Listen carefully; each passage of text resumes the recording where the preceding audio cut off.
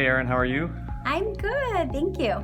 Erin Erin's a yoga teacher. And if you'll tell a little bit about yourself and how you use intuition is something that we were talking about. Could you share a little bit about what you do and how you use intuition? Yeah, sure. So I'm a yoga teacher who specializes in yoga for fertility, and I've been practicing yoga for over 20 years. And my practice has changed over the years, but as I've gotten older, it's turned into more of a meditational practice. And I feel like when I meditate is when I can, as I'm using those practices, I can then connect to myself and my intuition and stay there. And at least if I can't stay there throughout the day, I can at least go there, recharge, and then go from there.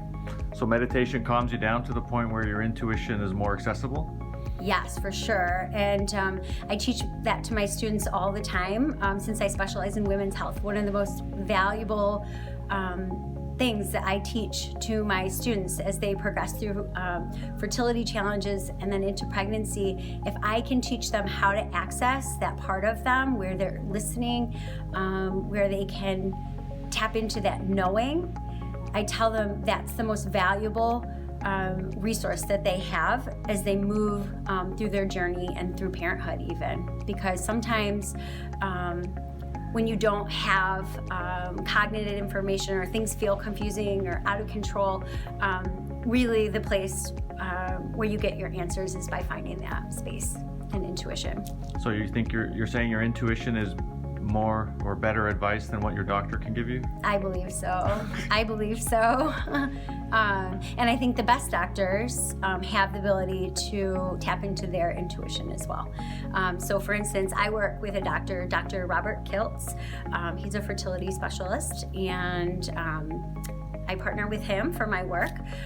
He's an incredible physician, and I think what makes him incredible is his ability to tap into his intuition, and it serves his patients and helped him grow his business to being one of the biggest fertility clinics in the whole country. Awesome. Yeah. And what advice would you give somebody who's having difficulty calming down and meditating? What kind of advice would you give them on how they can tune in better? I think literally cultivating a space of quiet and being comfortable with that. So I think one of the easiest places to find that and access that is in nature. So, and not like a crowded park, because there's still a presence in nature where sometimes people get scared, like they feel alone.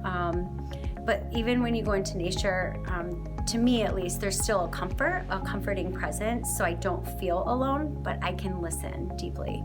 And also that knowing that even people who have access, I guess, or are working, we have to practice every day to keep it. So it's not like it's something that our culture, westernized culture doesn't allow us to stay there. It's not. And I don't think it's actually healthy to stay there all the time. But really the gem is to be able to tap into it. And I would do that work to get there or do it on a daily basis. And if you do that, it'll come. Awesome. Thank you so much for your time. Yeah, thank you. If you would like to watch more videos like this, then please subscribe to my channel below. Once again, my name is Stephen Dobos, and you can download a free centering exercise. The information is in the description box below.